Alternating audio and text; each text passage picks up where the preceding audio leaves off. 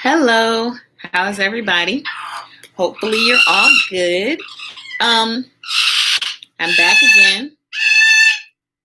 You hear my bird in the background.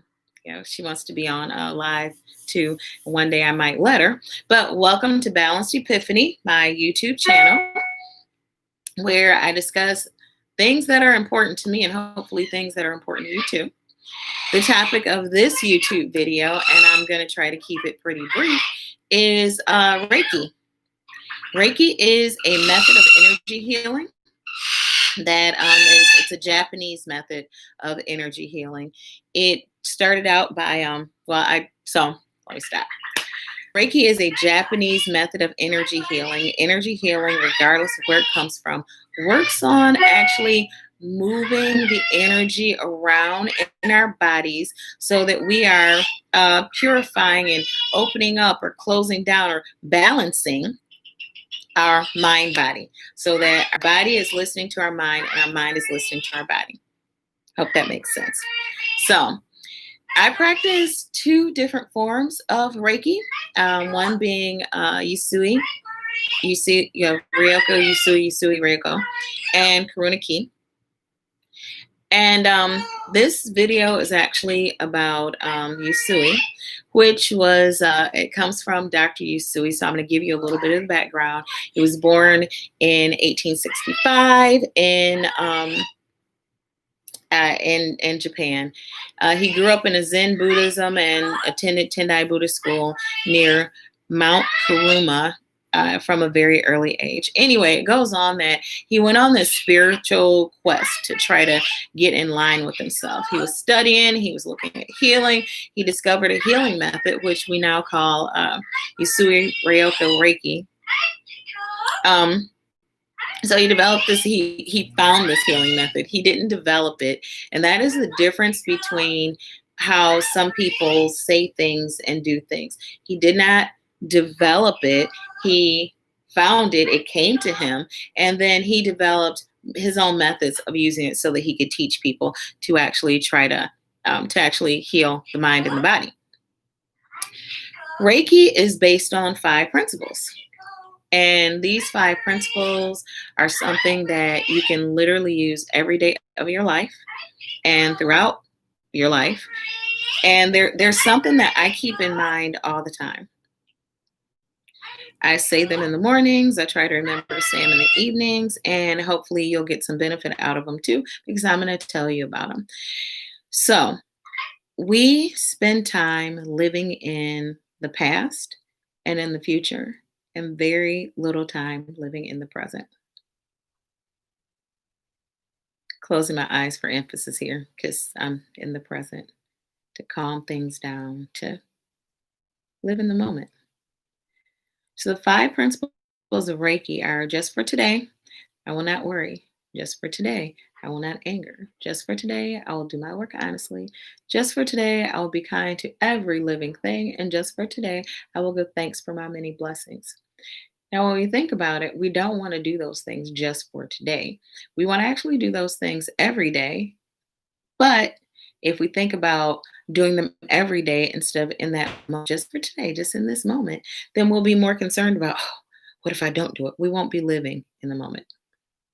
So those are the founding principles. Not only were they, but they still are the founding principles. And Dr. Usui started that, and he went on 21 days of fasting, and then he taught a couple of other people to do Reiki. And that's how Reiki got from where he was to the United States. It was actually brought to the West, or the United States, by Madame Takata, who at the time was doing only by mouth, and Reiki wasn't taught as something that could be put in a book, right? And then ultimately she trained over 10,000 people. She worked really hard, different energy methods. And I'm saying 10,000, I'm not sure if it was 10,000. But anyway, she trained a lot of people.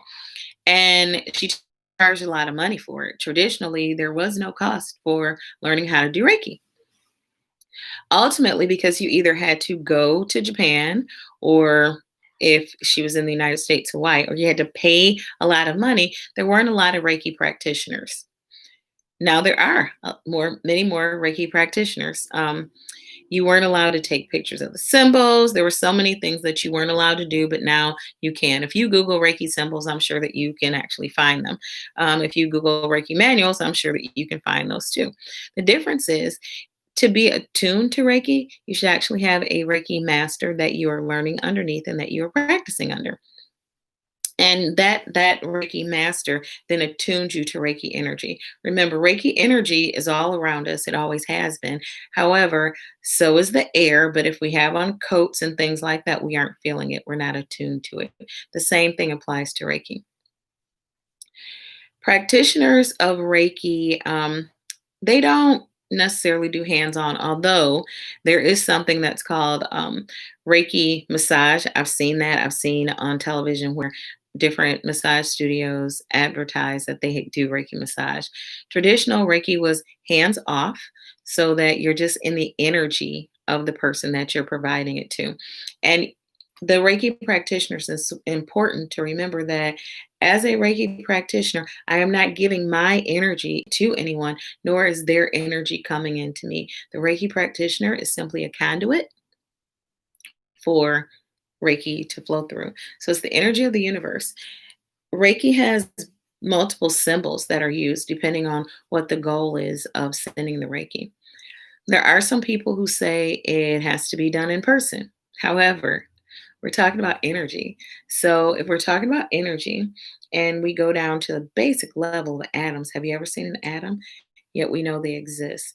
We're talking about energy, and we all walk around with cell phones right now. It's not connected to anything, yet we can talk to anybody anywhere.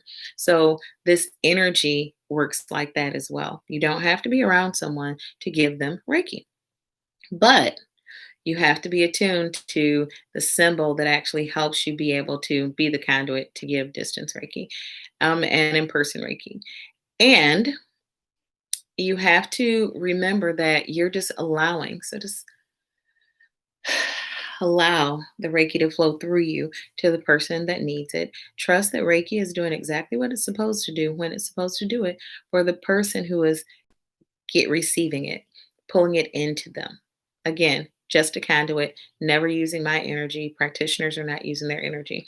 In the event that a practitioner does attempt to use their energy, they become very, very, very tired because it's not Reiki energy that they're using. So some people fear that, okay, by doing this, you're allowing different spirits and things like that to get into your being. And yeah, it's not true. It's not true. You can surround yourself in pure white light and again, allow that energy to flow through you. Reiki does not belong to any one religion or any one group of people. The energy of the universe of the world belongs to all of us. We just need to be attuned to it, learn, and be able to give and receive it. There are different levels of Reiki practitioners. So, like Reiki level one would be the person who is more focused on themselves, and there's Reiki level two, there's Reiki level three, and there's Reiki master. Well, Reiki master, and then someone who's actually teaching other people to be able to give Reiki treatments, Reiki therapy, Reiki sessions. Just depends on what word you like. I usually use sessions. Reiki can be used on people, plants, the environment, um, animals. As a matter of fact, I have a Reiki animal story. About 2 years ago, my dog, I have a Chihuahua, and he was really, really sick. He could hardly stand up. He kind of wobbled like this over the course of a weekend. And he's not young, but he's not old either. And I didn't want to have to put him to sleep. So I said, you know what? I'm doing Reiki on me. I do Reiki on other people. I'm going to give Reiki to my dog. Sat him on my lap. And animals kind of move to where they want you to do the Reiki at. So he moved around, he got really comfortable, and I just allowed the energy to flow through my hands. And wherever he moved to, that's where the energy flowed. And the plan was that if he survived the weekend and he was fine, he was could still be a little bit ill, but if he was okay, we would just take him to the vet on that Monday. Well, it ended up being that he was more than okay. By the time Monday rolled around, it was as if he had never been sick. Loved it. And he's never been sick since then. So we talked about attunements. When somebody is being attuned to Reiki, and then afterwards, and it always is important that we pay attention to our mind and body, that we try to avoid alcohol and recreational drugs, and we try to eat consciously and pay attention to what our body needs and not just randomly eat things that are unnecessary. Any medications that a person might be taking, continue to take those because Reiki is not meant to take the place of a healthcare provider or the information that a healthcare provider gives you. I am a healthcare provider. I'm a nurse practitioner. I just tend to use more than one modality to help my clients.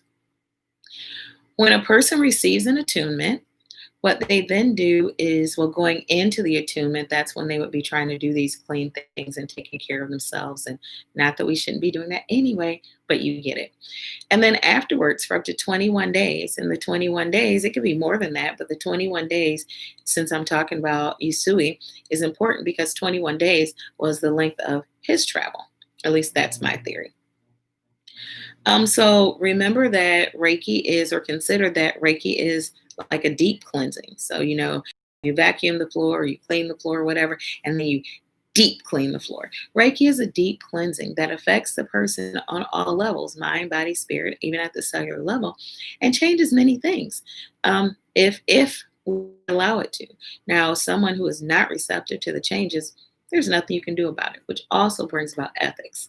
So ethically, if someone doesn't want it or they're not aware, we can't give a person Reiki. We ask and then we go from there. Or a person comes to us and then we go from there. But ethically, one person cannot ask for another person. You can only ask for yourself. And you can't volunteer to say, well, you know what, this person is sick, so I'm just going to send them Reiki unless you've asked for it before, because that is not ethical. The same as it would not be ethical to give somebody a shot or some medication that they have no idea about. So, a person who is learning about Reiki goes through attunement ceremonies. They get Reiki symbols that they then learn how to use. I talked about the release of energy that no longer serves them, and that's really important because Reiki and so many other modalities are about getting rid of things that no longer serve you. And that's not just energy medicine, that is when it comes to any type of work that's you want to get rid of those things that no longer serve you. Um, you want to get rid of those cells that no longer serve you. And like I said, that's not just with like energy healing. So once a person is attuned to Reiki, and they're ready to begin to perform on others, so that means they've received the correct attunements, then you want to be sure that you're keeping up with your daily self treatments. And the daily self treatments, remember, Reiki level 1 is all about self treatments. And that's when you learn how to do those. Reiki level 1 is all about self. So that's when you learn those self treatments. You don't want to take care of other people without taking care of yourself, because that is like, I use this all the time, putting the oxygen mask on someone else and not putting it on you. Now, I remember when I was younger, I thought that, yeah, I would put the oxygen mask on someone else because I want them to survive. However, if they can't hold it themselves and you don't have any oxygen, then you're not gonna help them and you're not gonna help yourself. So you always want to keep up your own self practices, which also means how you eat, any exercise that you're doing, all of those things, right? Um, Yusui Reiko points to that inflammation is a key component of many illnesses in the body and mind. I practice Ayurveda, and Ayurveda says that as well. So, inflammation is a key component. As a result of the inflammation, there can be stagnation, or in Ayurveda, it's Tamas, although Tamas has its place. Once inflammation is what's causing it, that's a whole nother issue. So, the stagnation can be pain, and we're trying to get rid of that pain. Again, remember, we are not using our energy. We are allowing ourselves to be a conduit for Reiki energy, right? And a there so this sounds wonderful, positive, absolutely fabulous, and it is, and I love it. I love doing it. I love teaching it to people, but it's important to remember that as we are using our as we are being a conduit, sometimes we begin to become fatigued if we're not taking care of ourselves, especially, or if we're putting our energy into it. We can have something come up called a healing crisis. And there's ways to know if you are having a healing crisis, and there's ways to do things about those. And I'm sure that someone who's watching this is probably going to look that stuff up. And I'm okay with that. I'm going to say, if you have any questions, please do reach out to me. Tamika Gray L. My website is www.tamikagrayl.com. That's TEMEAKAGRAYEL.com. We talked about, and I'll be glad to help you. We talked about who we can use it on. We didn't talk about anatomy, but we did talk about mind, body, and spirit. And of course, if there's body, there's anatomy attached to the body, right? We talked about the Reiki symbols. I'm not going to go into detail about those because this is not a live class, but I'm sure you get it. The main thing, the main takeaway that I want you to get from this is that Reiki is a well known method of energy medicine. It's been around for a very long time. Reiki energy belongs to everyone. It comes to us from the universe, it comes to us from source, it comes to us from God. I don't care what terminology a person uses, comes from Allah. Reiki energy is that energy that is around us, that once we harness it, once we know how to use it for the greatest good, because that's the backdrop, Reiki energy does not work for self gain unless it has to be for the greatest good.